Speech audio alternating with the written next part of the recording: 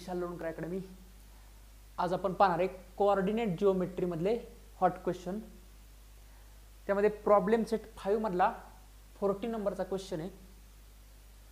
Find the coordinates of centroid of triangle if points D E F are the mid points of the sides of triangle. एक triangle आहे आणि त्याचे D E F हे काय आहेत? Mid points आहेत. D चे coordinates दिलेत -7 6, ई चे दिलेत 8 5 आणि एफ चे दिलेत 2 -2. ठीक आहे. तर आपल्याला ह्या ट्रायंगलचे सेंट्रॉइडचे कोऑर्डिनेट्स फाइंड करायचे. सपोज जी हा काय सेंट्रॉइड आहे आणि सेंट्रॉइड म्हणजे माहिती आहे तुम्हाला काय आहे? ट्रायंगलच्या मिडियन्स ज्या पॉइंट्समध्ये इंटरसेक्ट होतात तीनही मिडियन्स त्या पॉइंटला काय म्हणतो आपण? सेंट्रॉइड म्हणतो. तर आपल्याला ह्या सेंट्रॉइडचे कोऑर्डिनेट्स फाइंड करायचे आहेत. आता सेंट्रॉइडचे ठीक आहे आपण इथे हे लिहूयात. सपोज पी चे कोऑर्डिनेट्स म्हणूयात आपण x1 y1, क्यू चे म्हणूयात x2 y2 आणि आर चे म्हणूयात x3 y3 आणि जी चे म्हणूयात xy. ठीक आहे. जी चे काय आहेत? xy. जे आपल्याला काय करायचे? फाइंड करायचे.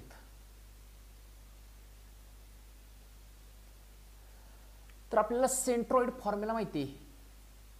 सेंट्रॉइडचे जीचा एक्स कोऑर्डिनेट्स असणार आहे सेंट्रॉइडच्या फॉर्म्युल्याने x1 + x2 + x3 upon 3.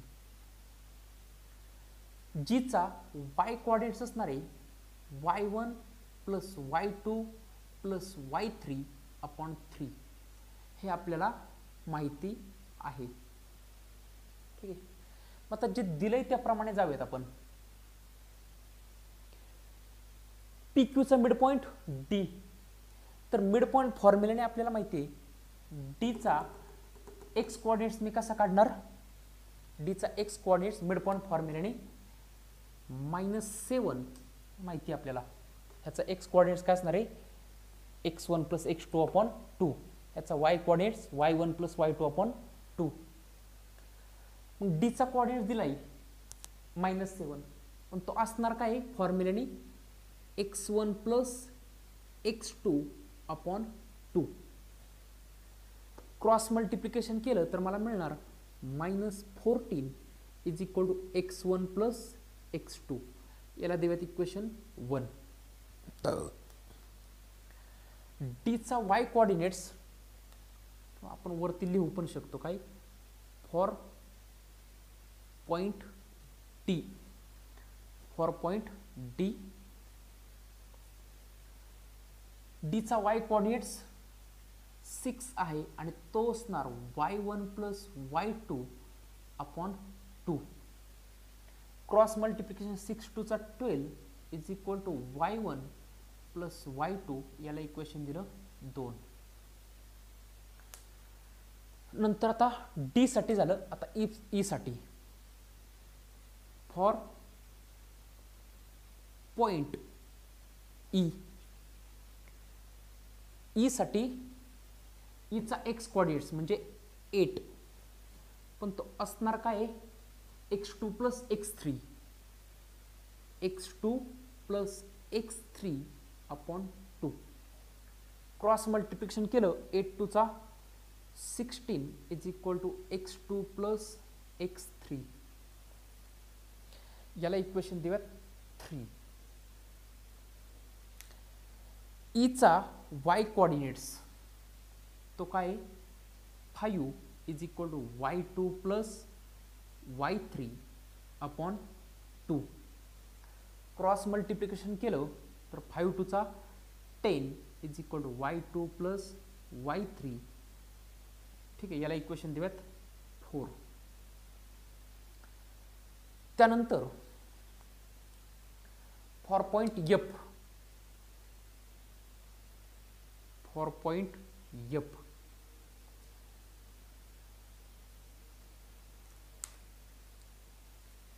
एफचा X coordinates म्हणजे 2, पण तो असणार काय x1 plus x3, 2x1 plus x3 upon 2, cross multiplication 2 two चा 4 is equal to x1 plus x3, याला इक्वेशन दिलं 5th.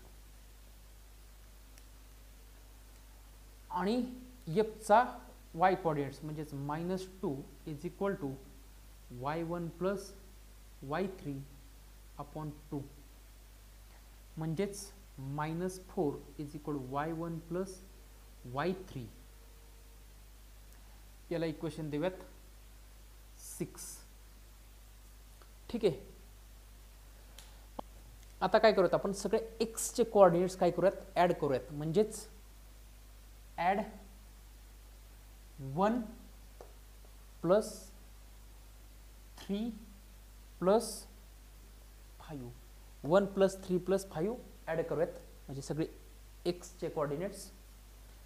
तर लेफ्ट साइड ऍड करूयात पहिल्यांदा, म्हणजेच -14 plus 16 plus 4, right side x1 plus x2 plus x2 plus x3 plus x1 plus x3, -14 plus 16 plus 2 plus 2 plus 4 6,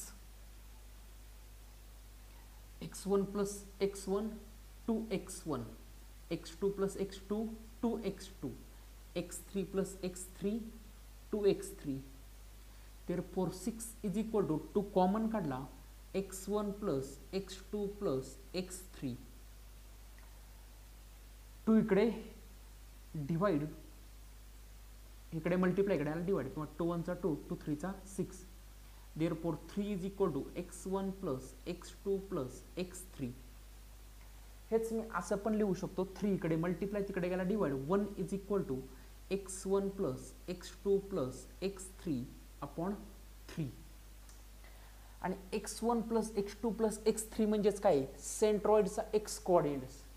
मग आपण याच्या जागी लिहू शकतो काय x which is equal to 1, म्हणून जीचा x कोऑर्डिनेट्स आला 1.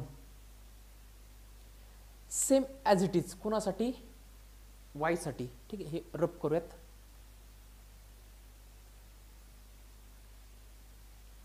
Same as it is y साठी काय करतो ॲड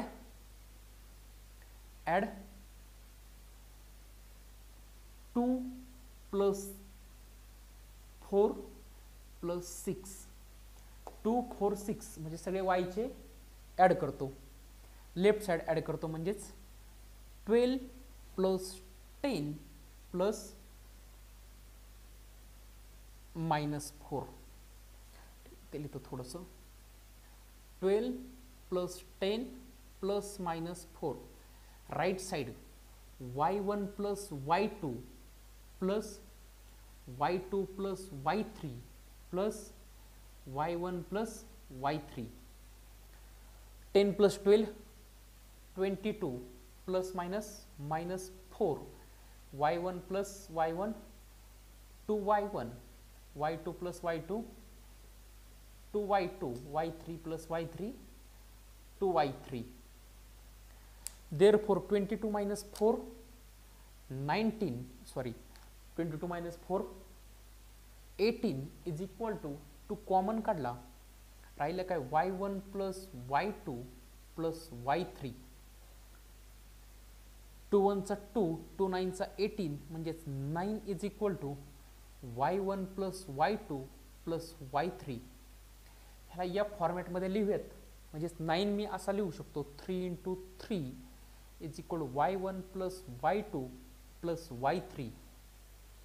therefore 3 एक मल्टिप्लाय इकडे गेला divide, y1 plus y2 plus y3 upon 3. आणि याच्या जागी आपण लिहू शकतो y, therefore y is equal to 3. म्हणून त्या सेंट्रॉइडचा x कोऑर्डिनेट्स आला 1 आणि y कोऑर्डिनेट्स आला 3. कोऑर्डिनेट जिओमेट्री मधले हॉट क्वेश्चन, त्याच्यामधला 18 नंबरचा हॉट क्वेश्चन आहे. Find the type of coordinator if points A, B, C and D are joined serially.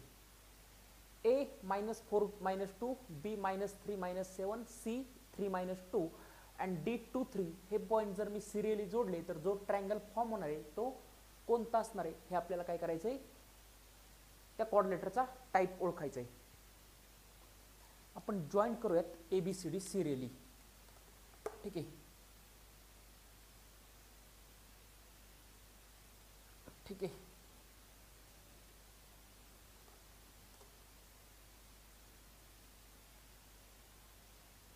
A, B, C, D हे सिरियली जोडले तर -4 -2 A, B -3 -7, C 3 -2 and D 2 3. ठीक आहे. तर आपल्याला कोऑर्डिनेटरचे कोणकोणते टाइप्स माहिती आहेत. रेक्टँगल माहिती आहे. रेक्टँगल, रेक्टँगल मध्ये काय असतं, अपोजिट साइड इक्वल असतात. अपोजिट साइड इक्वल असतात. सपोज हा रेक्टँगल आहे, रेक्टँगल. पॅरलोग्राम माहिती आहे. पॅरलोग्राम मध्ये अपोजिट साइड इक्वल असतात. ठीक आहे, अपोजिट साइड इक्वल असतात. रेक्टँगल मध्ये पण अपोजिट साइड इक्वल असतात. Square, all sides are equal. Rhombus, all sides are equal. पण स्क्वेअर मधले सगळे अँगल्स 90 डिग्री असतात. रोम्बस मधले सगळेच अँगल्स काही 90 डिग्री नसतात. अपोजिट अँगल इक्वल असतात. तर आपण ह्याच्यामध्ये स्लोपचा फॉर्म्युला नाही वापरू शकत, कारण ह्या चारही कोऑर्डिनेटरमध्ये अपोजिट साइडचा स्लोप काय असणार आहे, इक्वल असणार आहे. त्यामुळे स्लोपवरून आपण सांगू शकत नाही तो नेमका कोणता रेक्टँगल आहे, सॉरी कोणता कोऑर्डिनेटर आहे. आपल्याला डिस्टन्स फॉर्म्युला वापरावा लागेल. जर अपोजिट साइड इक्वल आले तर आपण म्हणू शकतो तो पॅरलोग्राम आहे, कारण रेक्टँगल इज ऑल्सो पॅरलोग्राम. जर अपोजिट साइड इक्वल आल्या तर आपण म्हणू शकतो तो कोणता कोऑर्डिनेटर आहे, पॅरलोग्राम. आणि ऑल साइड्स आर इक्वल आल्या तर त्याला म्हणू शकतो आपण रोम्बस आहे. ठीक आहे. मग इथं आपण स्लोपचा फॉर्म्युला नाही वापरू शकत, पण डिस्टन्स फॉर्म्युला वापरूयात. ऑल साइड्स इक्वल आल्या तर तो रोम्बस आहे आणि अपोजिट साइड इक्वल आल्या तर तो पॅरलोग्राम असणार आहे. ठीक आहे. मग याला नाव देऊयात x1 y1, x2 y2, x3 y3 आणि x4 y4. By distance formula. ठीक आहे, by distance formula, by distance formula AB चं डिस्टन्स काय असणार आहे, distance of AB distance of AB, AB चं डिस्टन्स असणार आहे. डिस्टन्स फॉर्म्युला माहिती आपल्याला, y2 मायनस y1 त्याचा square plus x2 minus x1 त्याचा square. Therefore distance of AB y2 minus 7 minus y1 minus 2 plus x2 minus 3 minus x1 minus 4 त्याचा square square. ठीक आहे. Therefore distance of AB is equal to -7 minus minus plus 2 त्याचा square plus -3 minus minus plus 4 त्याचा square.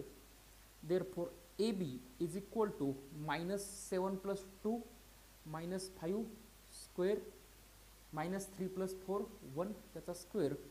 Therefore distance of AB is equal 5 चा square 25 1 चा square 1. Therefore distance of AB किती येणार ते 26. AB चं डिस्टन्स आलं 26 युनिट. ठीक आहे. याला इक्वेशन देऊयात 1.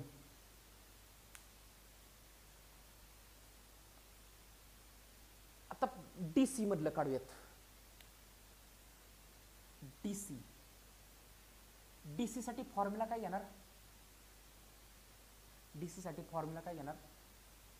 y4 मायनस y3 करा किंवा y3 मायनस y4 करा. ठीक आहे, असंच करूयात. y3 minus y4, y3 minus y4 त्याचा square plus x3 minus x4, x3 minus x4 त्याचा स्क्वेअर किंवा y4 मायनस y3 चा hole square plus x4 minus x3 केलं तरी काय हरकत नाही.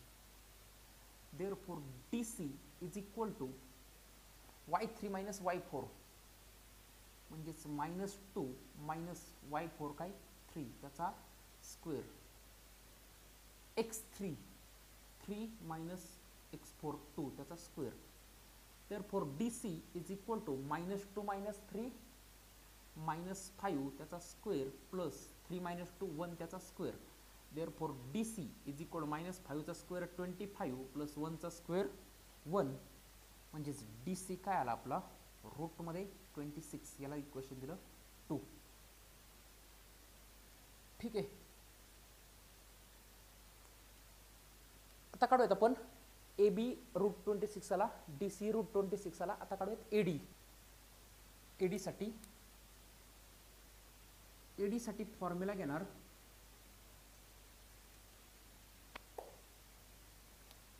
y4 minus y1, y4 minus y1 whole square minus x4 minus x1 त्याचा square. Therefore AD which is equal to y4 आहे 3 मायनस y1 मायनस 2 त्याचा square plus x4 2 minus x1 minus 4 त्याचा square. Therefore AD is equal to minus minus plus म्हणजेच 3 plus 2 5 त्याचा square plus minus minus plus 2 plus 4 त्याचा square. Therefore AD is equal to 5 चा square 25 2 plus 4 6 आणि 6 चा square. मग AD आपल्याला मिळणार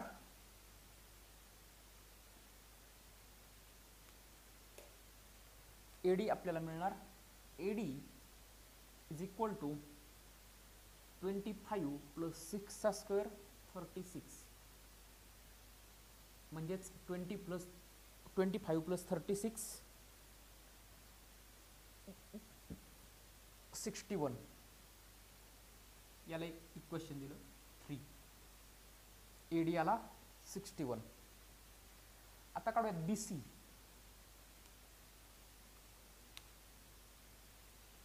BC साठी फॉर्म्युला y3 मायनस y2 त्याचा square plus x3 minus x2 त्याचा square. Therefore BC is equal to y3 minus 2 minus y2 minus 7 त्याचा square plus x3 3 minus x2 minus 3 त्याचा square. Therefore BC is equal to -2 minus minus plus 7 त्याचा square plus minus minus plus म्हणजे 3 plus 3 त्याचा square. Therefore BC is equal to -2 plus 7 5 त्याचा square plus 3 plus 3 6 त्याचा square. Therefore BC is equal to 5 चा square 25 6 चा square 36. Therefore BC is equal to root मध्ये 61. याला equation दिलं 4. ठीक आहे, आपल्याला AB मिळाला रूट 26 आणि DC मिळाला रूट 26 म्हणजे AB equal to DC, opposite side equal. AD मिळाला रूट 61 आणि BC मिळाला रूट 61 म्हणजेच अपोजिट साइड काय मिळाल्या इक्वल. देअरफॉर ते लिहितो opposite opposite side of given quadrilateral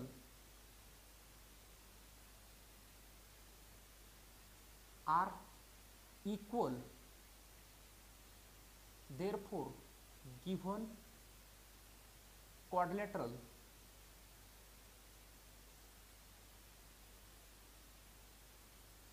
is parallelogram. ठीक आहे, अपोजिट साइड इक्वल आल्या म्हणून गिवन क्वाड्रिलेटर हा काय असणार आहे, parallelogram.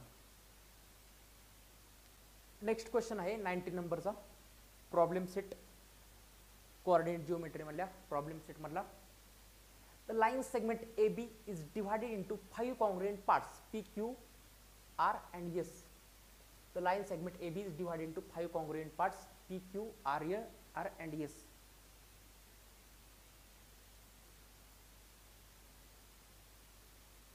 The line segment AB is divided into 5 congruent parts P, Q, R and S such that AP, Q, R, S, B.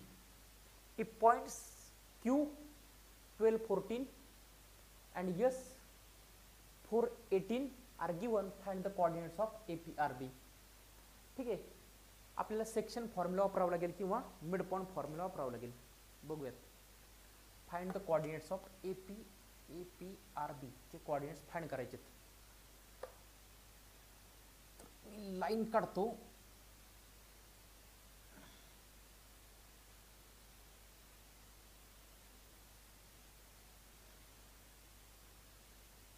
ठीक आहे, या ठिकाणी आहे A, या ठिकाणी आहे B.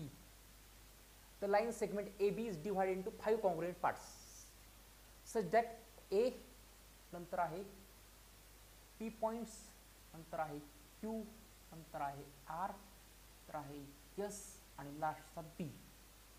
तर AB ला PQRS 5 पार्ट्स मध्ये डिवाइड करतो.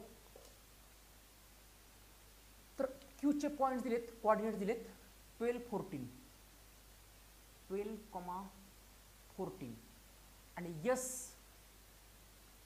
4, 18 are given, find the coordinates of AP, RB. तर AP, RB चे कोऑर्डिनेट्स आपल्याला फाइंड करायचे.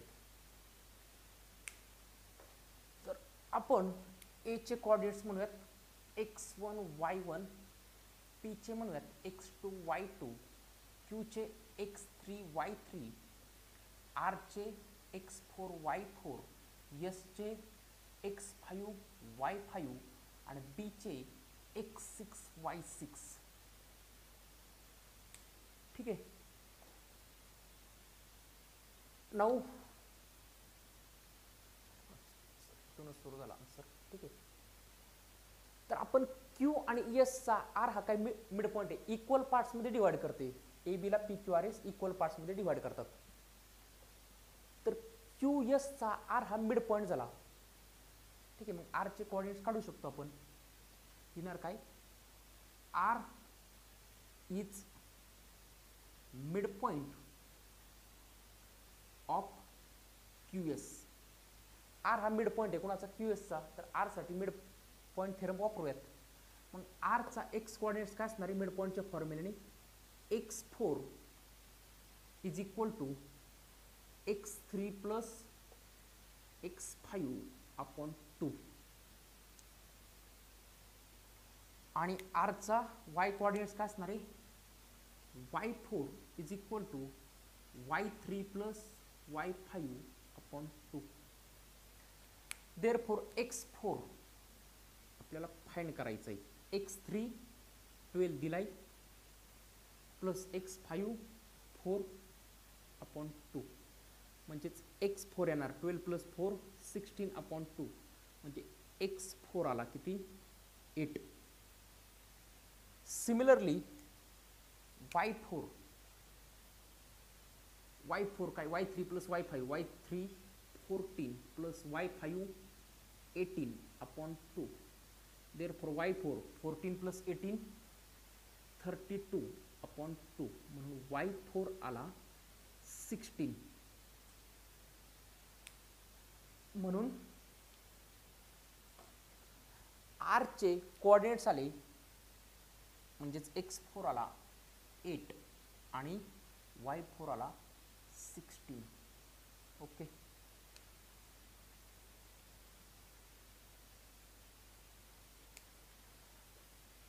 ठीक आहे. आर चे झाले. आता काढूयात बी चे, काढूयात तोच मिड पॉईंट फॉर्म्युला वापरूयात. आर बी साठी एस हा मिड पॉईंट झाला. लिहितो काय, S is mid point of R S. S is mid point of R B, sorry R B साठी एस हा मिड पॉईंट झाला. मग एस मिड पॉईंट फॉर्म्युल्याने x5 काय असणार आहे, x4 plus x6, x4 plus x6 upon 2 and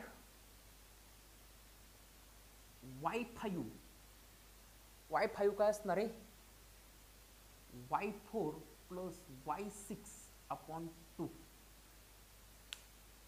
पण x5 दिलाय आपल्याला किती, 18. x4 आपण फाइंड केला 8 प्लस x6 आपल्याला काढायचं आहे अपॉन 2. क्रॉस मल्टिप्लिकेशन केलं 8 × 2 = 36 is equal to 8 plus x6. 8 तिकडे प्लस इकडे आला minus, therefore 36 minus 8 is equal to x6. 36 minus 8, 28. x6 आला 28. y5 किती आहे, 18. y4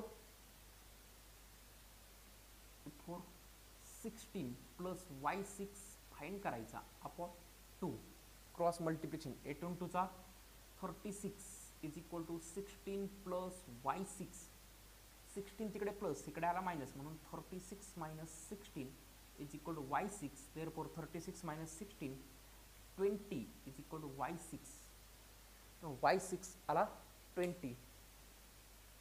पण बी चे कोऑर्डिनेट्स मिळाले x6. बी चा x कोऑर्डिनेट्स 28 आणि बी चा y कोऑर्डिनेट्स म्हणजे y6 20. ठीक आहे. आता राहिले पी चे आणि ए चे. तर इथं पण आपण मिड पॉईंट फॉर्म्युला वापरत क्यू चे आणि आर चे आहेत आपल्याकडं. मिड पॉईंट फॉर्म्युलावरून आपण पी चे काढू शकतो. इथे काढतो. पण लिहिणार काय, P is the mid point of, sorry, Q is mid point of P R. Q is midpoint of PR. PR साठी Q हा मिड पॉइंट आहे. मग इथं जर मिड पॉइंट फॉर्म्युला वापरला Q साठी, तर मी काय लिहू शकतो,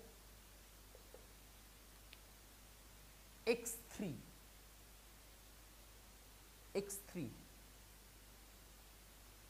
ठीक आहे, x3 which is equal to x2 plus x4 upon 2 and y2 plus y4 upon 2. Therefore x2 आपल्याला काढायचा आहे. x3 आहे आपल्याकडे 12, x2 फाइंड करायचा आहे, x4 8 अपॉन 2. क्रॉस मल्टिप्लिकेशन केलं 12 × 2 = 24 is equal to x2 plus 8 प्लस इकडे आला मायनस, मग 24 minus 8 is equal to x2. 24 minus 8 16 is equal to x2.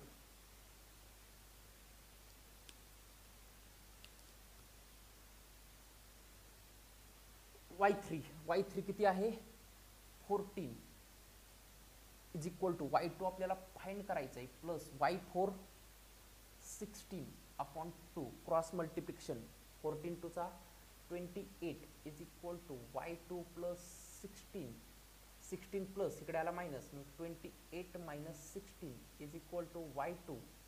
28 minus 16 12 is equal to y2. म्हणून आपल्याला p चे कोऑर्डिनेट्स मिळाले, p चा x कोऑर्डिनेट्स मिळाला 16 आणि y कोऑर्डिनेट्स मिळाला 12. ठीक आहे, सगळीकडे आपण मिड पॉईंट फॉर्म्युलाच वापरला. आता काढायचे ए चे. ठीक आहे, मग ए साठी परत मिड पॉईंट फॉर्म्युला वापरूयात. ए चे काढतो. मग ए हा मिड पॉईंट, सॉरी पी हा मिड पॉईंट कोणाचा झाला, ए क्यूचा. Therefore P is mid point of A Q. A Q साठी पी हा मिड पॉईंट आहे.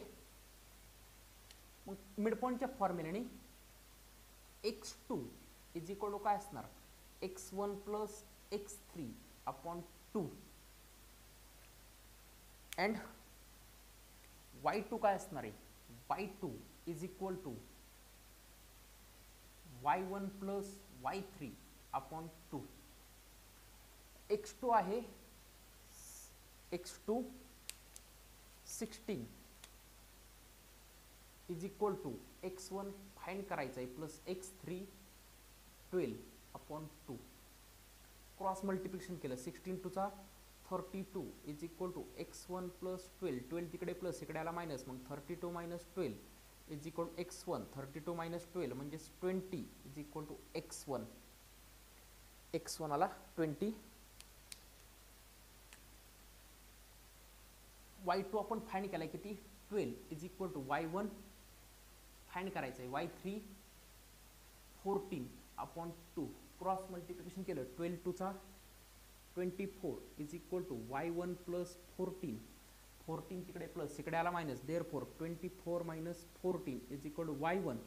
24 minus 14 10 is equal to y1. म्हणून ए चे कोऑर्डिनेट्स आले 20 आणि 10. ठीक आहे, अशा पद्धतीने आपण APRB ज्याचे कोऑर्डिनेट्स आपल्याला फाइंड करायचे ते फाइंड केले. कुठे आपण सेक्शन फॉर्म्युला वापरला नाही, सगळे मिड पॉईंट फॉर्म्युल्याने फाइंड केले.